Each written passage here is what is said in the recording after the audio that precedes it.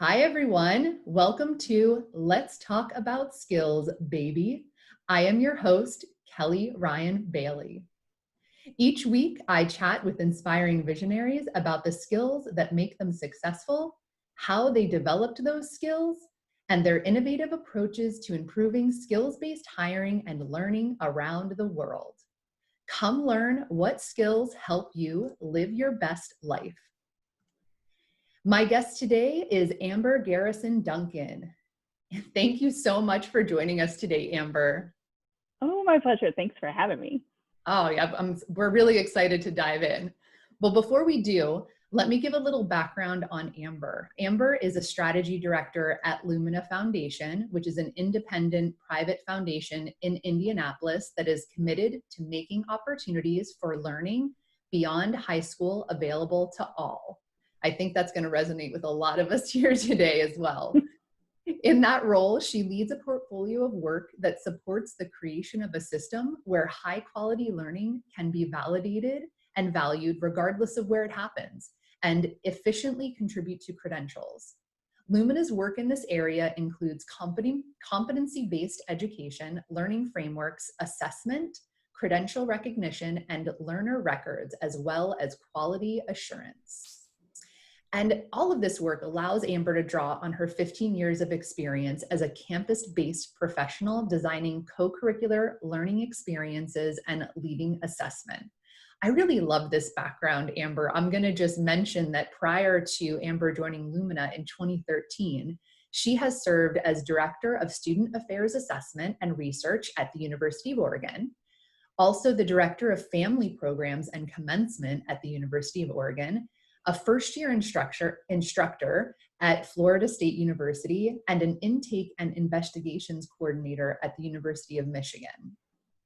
And she was also an assistant director of housing and Greek life at Hope College. I can only assume that all of this wonderful background has really given you such like a great view of the work that you're doing now.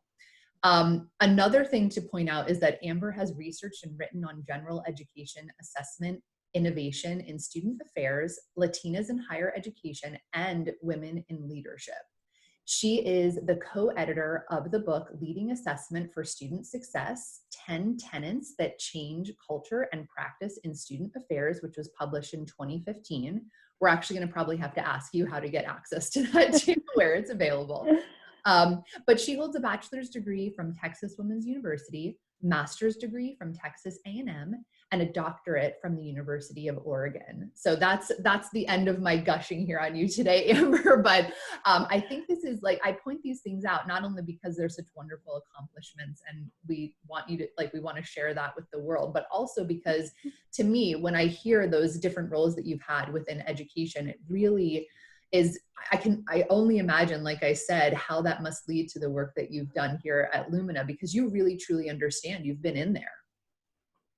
Yes, it was good to have that grounding. So thank you of like, where have I been in my life? Yeah. And to hear just how different all the titles were. And I've always just considered myself a bit of a generalist. But the thing that has been consistent when we think about skill sets is each of those jobs, I was brought in to either create something new or completely renovate something. Wow. And so, but I didn't recognize that through line until probably right before I started at Lumina. But no, it's good grounding. It definitely gave me a lot of real experience with students as well, just to know what it was like to be a student today and what are the challenges, what are the great things about it. Yeah. But yeah. Yeah, no, I mean, I think it's fantastic. And I would love, I mean, I know I gave some of the highlights here of how you kind of landed this. I know, and I was laughing a little bit there because in most cases, we don't realize the connections or really where this whole path in life is leading us until later. But what I find really interesting is kind of how, I would love to know how you got into that and really maybe a little bit more about your journey besides the highlights. Sure. Thank you. Yeah. So I think I would go back to, just thinking in high school even. So part that we didn't talk about before I went to Texas Women's University was I was an athlete. I was really, I played varsity in 3 sports. So I thought I'm going to go and be a physical therapist. And Okay. I got to Texas Women's University and had a tremendous experience. But what I learned about myself was like, that wasn't my career path. And I got really involved too. Right, which was good to learn, right? I was like, I like this, but this isn't like my passion. So, Yep. where was I spending my time? And I was spending my time in student government. I was president of my sorority.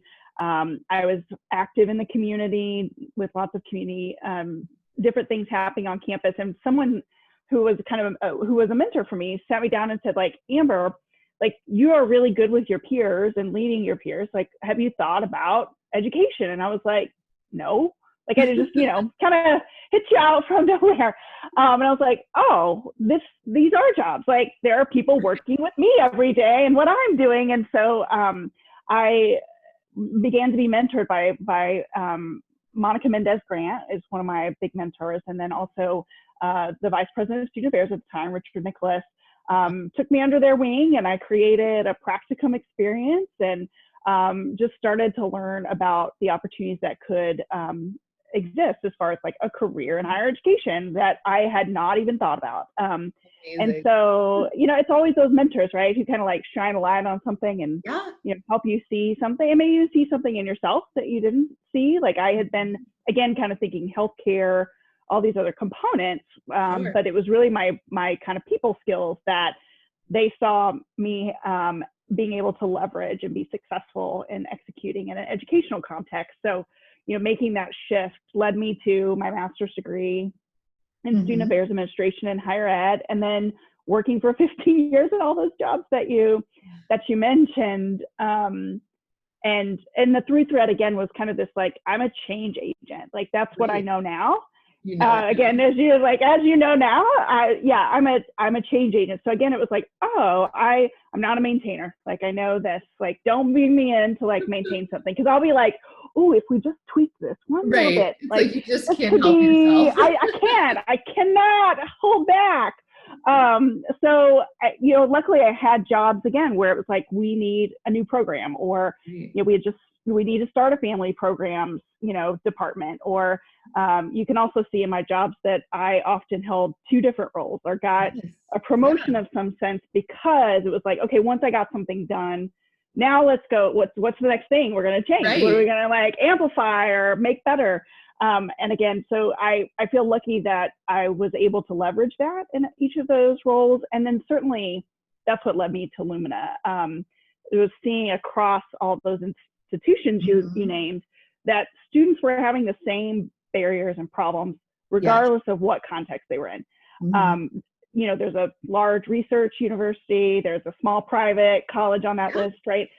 Different areas of the country. Why do we have these systemic barriers for students? And I really want to get outside of higher ed and just poke on these issues and again, try to be that change agent, like, there. Piece of you was like, okay, wait. Yeah, absolutely. So that's what, when the job was an opportunity at Lumina, that's very much what we do every day, is figuring out how do we make this experience, and it's very much focused on students. That's the other piece that I draw on in my background every single day, is that as student affairs professional, that's all you're thinking about, is students and their success and their learning.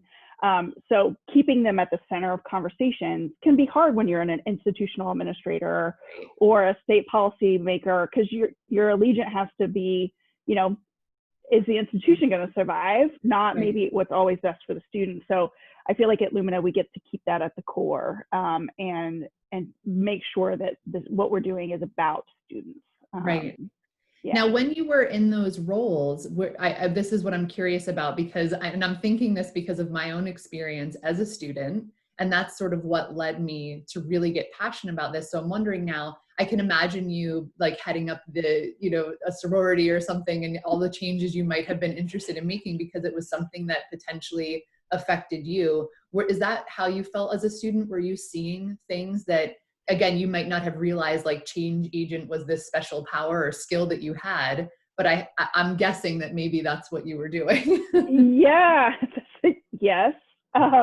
that's how I found myself as the Speaker of the House of Representatives in the student government at TWU. Wow. And actually part of rewriting the bylaws and structure of the student government while I was there. Of like, again, how do we take this to the next level? Right. And so that was, you know, in the sorority, absolutely. We wanted to double our membership and really increase our sisterhood. You know, those were big things that we were setting goals and working towards. And so being able to be that leader that was, again, setting a vision and a tone and a direction was definitely part of what I was learning when I was engaged in those co-curricular activities, which is also, I think, why I'm so passionate about the learning that takes place in a lot of different contexts. You experienced that like firsthand.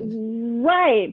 Yeah. So much of my, I mean, and throughout my life, I've leveraged my volunteer work, whether that's been in professional associations. I served as a national volunteer for my sorority, supervising 50 volunteers, right? Like I have not supervised 50 people in my life, but I got to do that in a volunteer capacity, which it was a great, again, leadership opportunity for me. So, so as we got into this work at Lumina around All Learning Counts, you know, how we understand what those skill sets are, how we validate them when there's not like a set system, there's not a course around it, poses challenge to our systems of learning, you know, beyond high school, but there's so many rich places. I think too about, you know, my mom was a single mom growing up, and watching her manage, you know, she was going to school full-time, working you know, working full-time, raising 3 kids, doing all this stuff.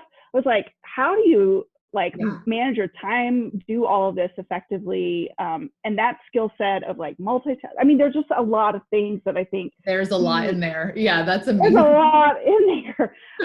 That an employer would be like, that is what I need for someone to bring to my team or what I'm working on. And again, wanting to make sure that those are things we value. And when you look at who can demonstrate those skill sets, it's often people who have been disenfranchised in our society in some way. So that's where it's just, it's very personal in a sense of like, this was my journey, but also seeing this is everyone's journey. I mean, the human way of going about the world is that we're constantly learning. So true. It's so true.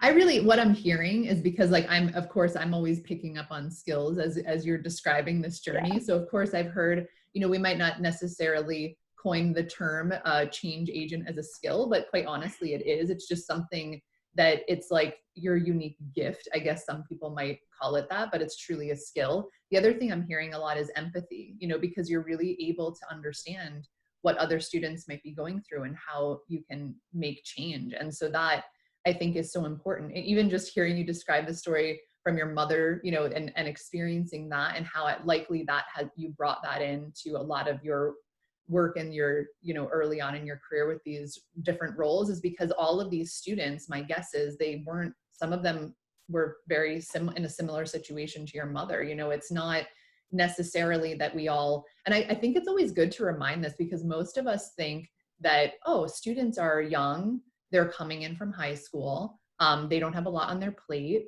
they're able to do all these things. That's not always the case. In many more cases than not, you know, and I laugh because we use the term, traditional versus non-traditional, whereas like the traditional is actually less than the non-traditional. Yes. And a big piece of what we've tried to be doing at Lumina is an actual campaign called Today's Students to say, you know, the overwhelming majority, I mean, most students work at least part-time, if not more. Most of them work more. They have caregiving responsibilities either for their own children or grandparents or parents or aunts or uncles. Someone in their life needs caregiving. They're working 2 to 3 jobs, you know, that might, you know, again, managing all those things, getting different skill sets from different experiences. Absolutely. I think that's well, I think this time period too with COVID has really allowed anyone who may not have been aware of all the other things that people are doing in their life, they're highly aware of it right now. Kind of hard to avoid, right? It is front and center. Like if my kids come running in the room in the middle of a podcast, that's what happens. My son did 1 second before we started. But you know, that's what it is right now. I mean, it's all kind of wrapped up into one thing. And I think that at least the things that I've been reading, and I'm sure you have as well, in regards to people saying, well, you know what, I want my workplace to see me as all the parts of me, not just this one thing. And not only are people now saying this about their work environments, but they're saying it about their learning environments too. And they've been saying it. It's not that they haven't. It's just that I think this is like this collective moment where we all finally get it. I hope so. I mean, I think so. I hope so. I hope so too. I do think, you know, we are seeing, and I'll just kind of reminisce on faculty a little bit as we've been following, you know, how our faculty responding to, now I'm teaching online, which also means that my home is now potentially open to students, but also how I have a window again into students' lives. And so that empathy you hit on, I think we're seeing more of that, of people trying to have a bit more empathy. And also you can see it in the dialogue about, do people have to turn their cameras on or not? And people just finally saying like, you should do what works best for you, because maybe you do have, you know, siblings or your kiddos like doing their homework right next to you. Or someone was last night, because like even this is why I'm like, it's so funny, because people forget all just the regular things that happen. And this happened to me last night. Or someone was sick last night and you didn't really sleep. And so you've had to have 5 cups of coffee, and you haven't washed your hair in a week, and you just don't want to get on the video. Yes, and you look amazing, but it's definitely this like, oh my gosh, there's a lot going on. And I do think COVID has allowed us to see, again, this more human way of being. And what we know about, just back to learning, is that, you know, when people feel connection and in community, that's when the learning happens. And so I do hope that this, and we are seeing this again, this sort of kind of just being in connection and community in ways that weren't maybe possible when you're in a lecture hall with 300 people. Yes. You know, and I think that there's some personalization happening. There's also, when we think about equity of access things, you know, certainly there's the digital divide component, but when you've seen schools who have said like, this is an opportunity for us, especially in the K-12 space, why aren't we thinking about our segregation issues? Like, we no longer have to send, you know, kids to school based on where they live. We could fix this right now if we took this moment in time. It would be amazing if they just could fit, like, and I realize, just as we talked earlier before we hit record, it's not like it's just going to be fixed like that. I mean, we're not. That's right. But it's just those little pressure points that you keep wanting to. It is. It's just like, and this is the hard part about being a change agent. And I'd like constant, you're like, okay, disruption creates chaos, which creates opportunities for change. That can be bad or good change. And how do we make that, like, we want to make the most change for the most good, for the most people that we can. And if we don't pay attention to that in this moment in time, we will slide back. But there's a lot of good also moving forward. So I'm hopeful we can harness that. No, it is so true. And I think we can all agree, anyone listening now, right now, that the same thing. So before, I really do actually want to dive into the work side of things, although we have, but before I do, I want to lean back onto skills for a moment, because, you know, as you described sort of how you ended up at Lumina, and I feel like there's some time still between when you were at Lumina to now that I would love to hear about. But before we go there, what I would love to understand, you have all this wonderful, you know, formal education. You've had all of these wonderful experiences in your life. When you think of these skills, at least the few that we've sort of pulled out from this conversation, are you feeling like these were things that you gained in a combination of these experiences, or would you feel like they kind of came from one area or another? Yeah, I definitely feel like it's been a combination of experiences, especially, and sorry, this is my nerdy learning science brain, right? We know that, you know, again, connection and community matter, but also my ability to apply knowledge and skill sets continuously over time is just really important. And so in order to, there's only so much you can do in a classroom, and there's a lot, again, a wealth of opportunities to leverage in learning and applying that. So yeah, I think my skill set over time, and some of this is also just the metacognitive skill set to say, like, what do I know and what can I do? And what do I need to still develop? And then being very intentional about going out and finding an opportunity. So, you know, I alluded to the supervision piece. So in my role, that when I was doing that, I didn't supervise anyone. And I was like, I'm going to need supervision skills to get to my next role, right? That's always a skill set where people are like, well, if you don't have it, we don't know if we can advance you. And you're like, but if you don't let me to advance, I'm not going to get it. So I leveraged a volunteer experience to go out and develop that skill set and gain some supervision skills in a way that I wasn't able to in my current role. So it's definitely been a combination. And over time, as you can see, like very different context, right? Of like, okay, now I'm working with the parents of students, but before that I was doing campus conduct and doing investigations of and those kinds of things, which are certainly, you know, some different skill sets, but again, there are some common threads that allowed me. Like every time you kind of went in one direction, that really enhanced the next direction, because you I think of skills sometimes as this like backpack that we carry, but really it's just us. But, you know, it's like sort of like this, I don't know why. Of course I have kids, so I'm probably envisioning like Dora or something. That's right. That's right. Dora the Explorer, ready for but it's like you sort of like add all this stuff as you go along in life. And then obviously that can adjust where you go, because all of a sudden you can pull these like new tools out of your toolkit that you didn't have before. I actually love that you really described the volunteer experience too, because this week, the podcast that was published was with Sharon Liu at the U.S. Department of Education. And she, so she had described really like this persistence of going after when you didn't have necessarily the network or the opportunity, like finding some way to expand. Maybe I know a lot of people, and I find this, you know, again, I try to keep as closely tied to what I refer to as like just people, but everyone is a learner and worker throughout their entire life, you know?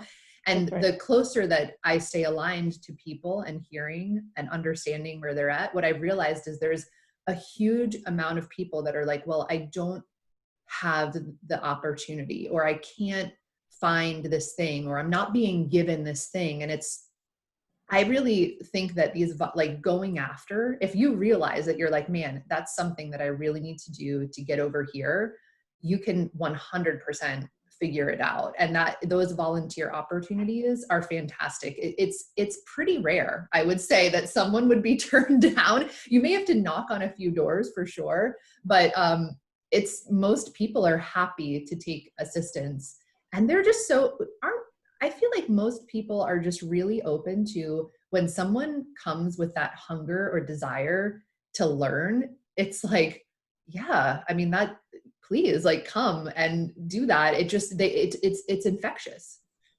It is. So one, love Sharon Liu. So I haven't been able to watch that podcast yet. It's on my list.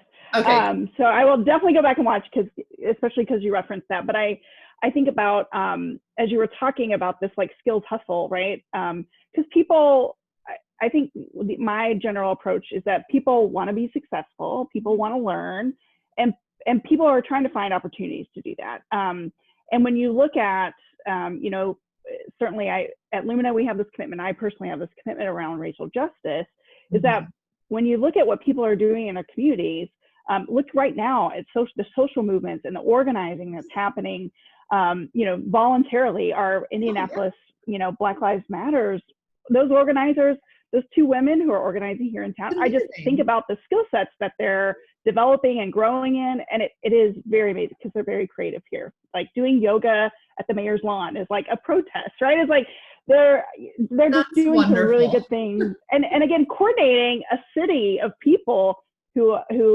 are passionate about something, you know, and driving that towards good. Like it's quite amazing to see how those, to your point, like how those volunteer opportunities can be maximized. And again, it's I'm like, you've got leadership, persistence, oh my gosh.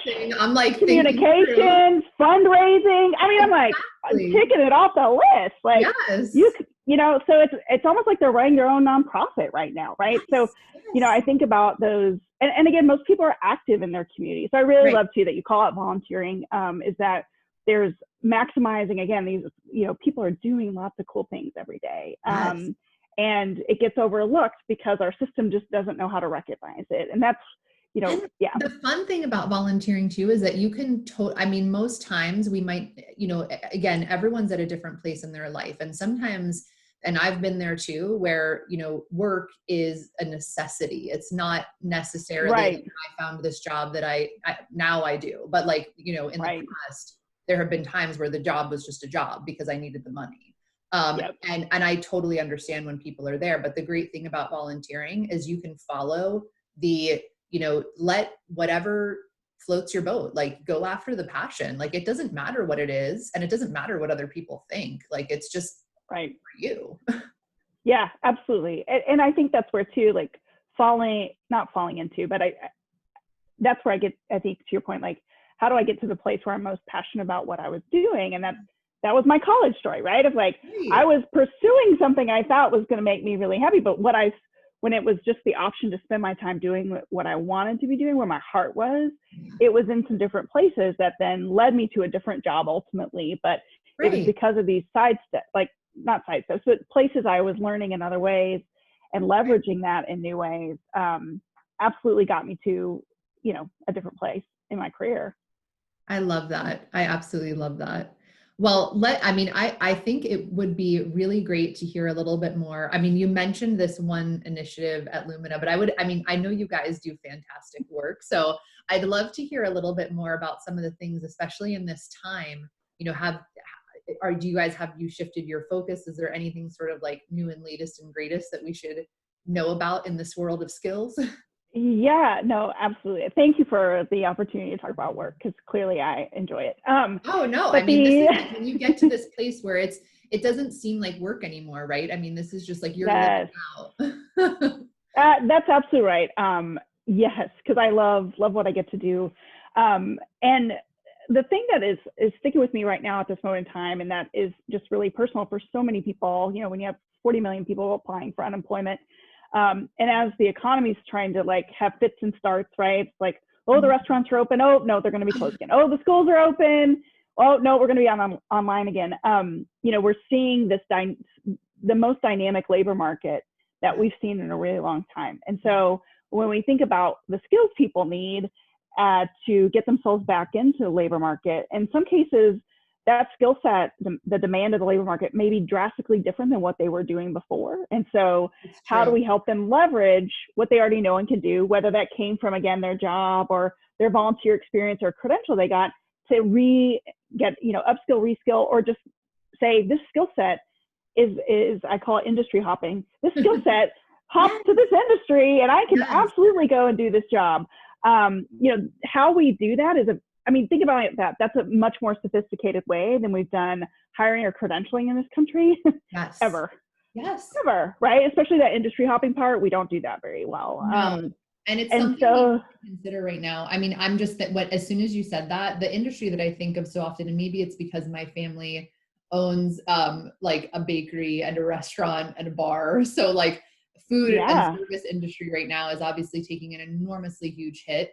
And it is like, as a business owner, it is the most, it's terrible when you're the person that is affected, but like when you truly care about your business and you know that this is affecting your employees and you are in no other position, you can't stay open, it is just heartbreaking. And when you look at people, like I think this all the time, I think of like a typical person that's like a waiter. And I'm like, they are an amazing salesperson. Like they would kill it. Yes. But no one ever puts these two things together. And if they don't have the correct education, communicating that to a potential employer is really difficult. But I bet you and I are like, it's so obvious. Yeah, absolutely. And again, one of the things that wasn't on my list, I was a waitress and bartender in college. It's also a skill set, right? It's like, but anyways, but to that point, yes, you're watching people who are amazing, who could be rocket in sales. And again, huge customer service. Who doesn't need good customer service, especially online right now when you're having to navigate, your customer is navigating a whole new world. And if they need to reach out to you, they can't come in and talk to you. Right. And so I think that there's but you have to, in order to make that, right, our proxies or signals that we've used before have been that experience or that formal education route. And so that's not allowed us to help people make these industry hops. But because we're able to get in and look at skills and competencies, you can say like, this absolutely translates over here. The only thing that I will say we have to be a little bit careful about is that a person's ability to know, you talked about like pulling a skill out of that backpack. Yeah. Taking that skill set and knowing how to apply it in a new context. Sure. That is something that I think we could be, because that is what we call a metacognitive skill, right? Like executive function and knowing, like, I do know that I can apply that in a new context. We do a poor job of teaching that skill set to people generally. Yes. And it is a much more advanced cognitive skill set. So we also, while there is good industry hopping, we need to pay attention to helping people make that transition and doing that in an asset-based way, where we're saying to someone like, I've seen you demonstrate this skill set. This is the same skill set, and calling it out. The customer service you were doing there, I need you to do that same attention to customers in this setting. But just pointing it out so they can at least make that transition. Right. It's like they need to understand how to communicate that, and understand, just like we were describing before, how your mentor sort of was like, oh, you're really, they might not see this in themselves. Yeah, that's a big challenge, I think, when we see people, and I've had staff who have transitioned into new things. And I'm like, I know you can do this. Remember when you did this over here? And they were like, oh yeah, I did do that. I'm like, just do it again here, right? Like but sometimes, yes, we have to point that out and be good mentors to people and again, help them make that connection point. Confidence right now for people that are struggling in this way. I mean, that's really difficult. And so that can really, the mental health around all of these changes for people, and really making sure that they're cared for that is something I think, again, I don't want to speak generally for everything that our country offers, but it's just something that's been overlooked more generally. It just wasn't seen. And I think now it's definitely something that we need to keep an eye on, because there are plenty of people, if we are able to communicate to them, these are the things, you can transition this to here, and we can point them in all the right directions. But if they are just so down on themselves that they can't see that in themselves, that's going to be a huge barrier. It's huge. I was in a conversation yesterday. We were talking about navigators and multiple navigators in your life, right? That might have, personally, I've shared a couple of mine helping navigators, but yeah, if you are completely stuck and again, you file for unemployment, where do you go for help? Like, I can Google what are jobs open right now, but like, I get this huge list of things that I can't make sense of. And so that's where I have been encouraged to see some states step in and trying to create more streamlined processes for this, having more coaches and navigators that can sit down with someone and be that person to person. Because I think technology can do a lot to translate information, help us do the skills matching for industry hopping, but it does still take that moment to sit down with someone and help them. The one-on-one.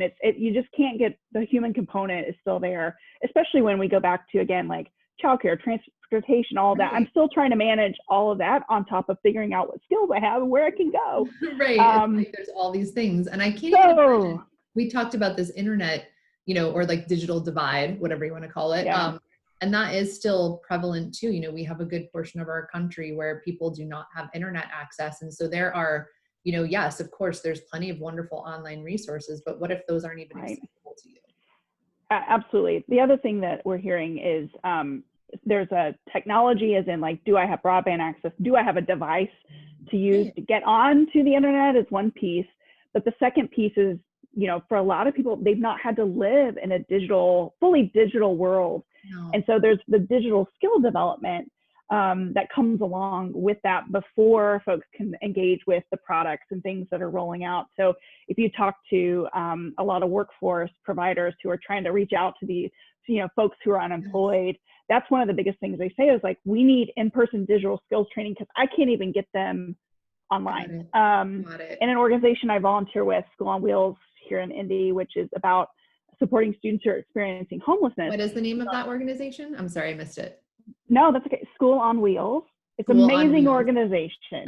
So it's about making sure again, students are experiencing homelessness. And so there was a volunteer, they posted on the Instagram account yesterday, that actually went and met with a student because their device wasn't getting online. They couldn't get logged into their class. And so, there's just these components, again, where there's some really great things, right? Again, that, as we were talking about, that can emerge from this moment in time.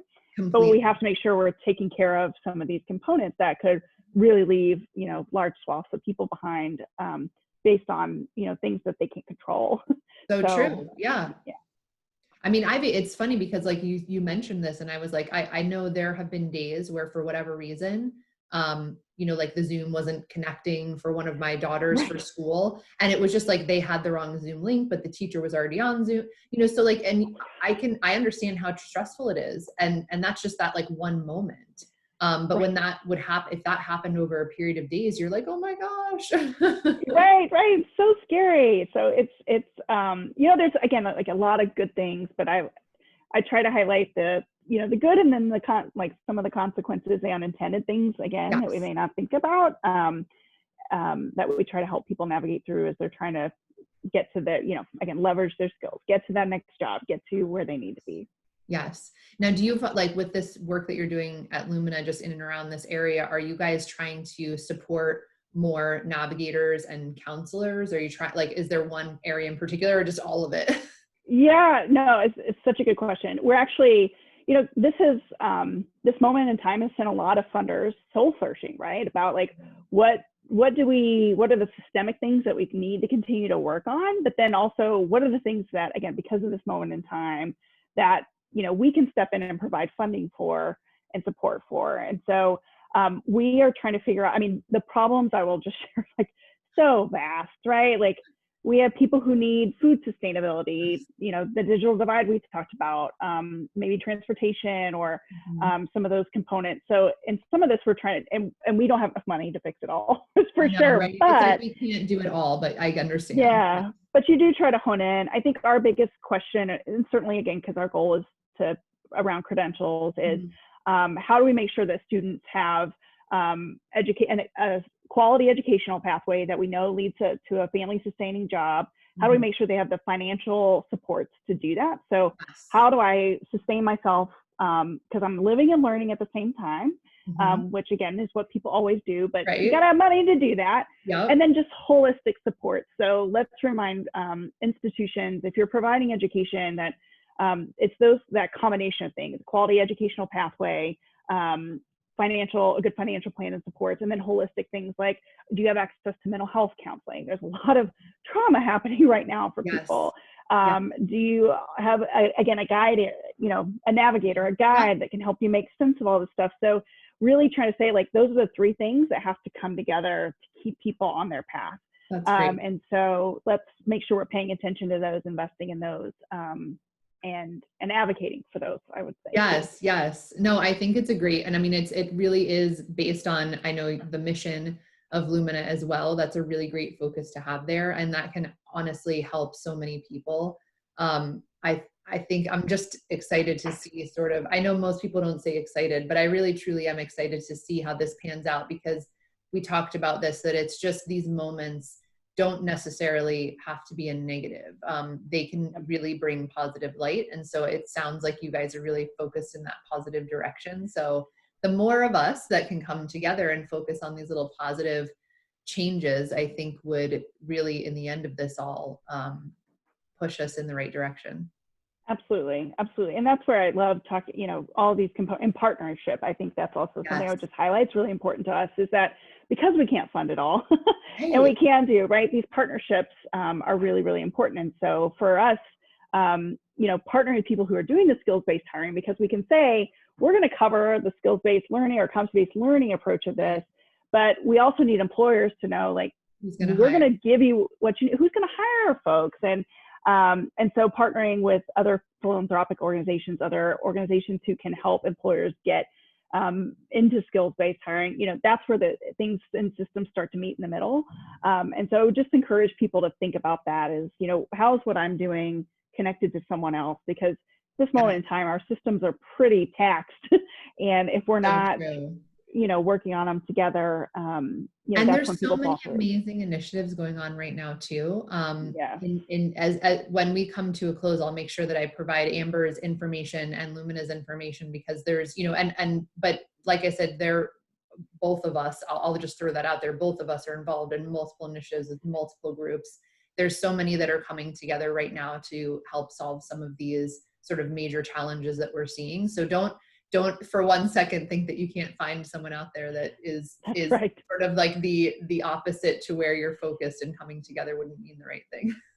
That's right. Yes, there's so much good stuff happening right now. Again, kind of how do we leverage that for this moment in time, this like challenge. And it's interesting because we kept talking about, the future of work is coming, and that'll be the moonshot of our time. Maria Flynn from JFF was really great at framing it. It was like, and that moonshot just got it's like the moon moved, like instead of the moon, we're going to go to Pluto. So like all of this we have to do together. It's so true. It's so true. It's the collective, as we described earlier. Yes. Well, we are coming up on the end of our time here, Amber, but I always like to throw out a little open-ended question at the end. I know nothing stressful. I just am curious if you could leave some final parting words with our guests that, again, completely open-ended. It's up to you.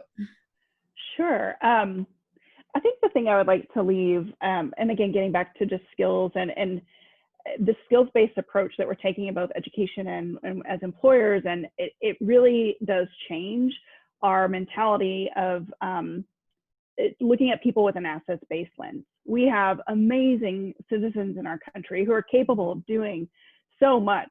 But again, because of the ways we've kind of worked, some of these systems have been more about exclusion versus inclusion. And by focusing in on what does somebody know and can do, and valuing the full breadth of things that they bring to the table, I think we create more opportunity for people. We create a better economy. We will create a better and more inclusive recovery. So again, that's why I get excited about this work so much, and this focus on kind of skills and assets-based framing of people. And so, especially at this moment in time when things feel so negative, that looking at your neighbor with a different lens and saying, these are great people. We have the talent. It's just, how do we maximize it? And skills are a way to do that. Yes, I can't help but agree, but then again, absolutely. But I love those parting words. I really appreciate that, Amber, and I really appreciate you taking the time out to join us today. It has just been a fantastic conversation. For those of you that would like to connect with Amber, she is available on LinkedIn and Twitter at Amber, AMBER AGD, and Lumina Foundation. Is that right? Is it Lumina Foundation? Okay, Lumina Foundation is available. What is the website? Is it lumina.org? LuminaFoundation.org. Okay, I wasn't sure if it was the full name. And of course, on all the socials as well. I follow them; they're wonderful. But definitely feel free to reach out if there's something that you're interested in, and or just follow because the great news coming out of there. And thank you all for listening in to Let's Talk About Skills, baby. If you enjoyed this podcast, please subscribe, share, offer a rating and review. I would greatly appreciate it. You can also follow me, Kelly Ryan Bailey, on LinkedIn, Twitter, Facebook, or Instagram at Kelly Ryan Bailey. Well, I hope you all have a wonderful day. Thank you again, Amber, for joining us. Bye.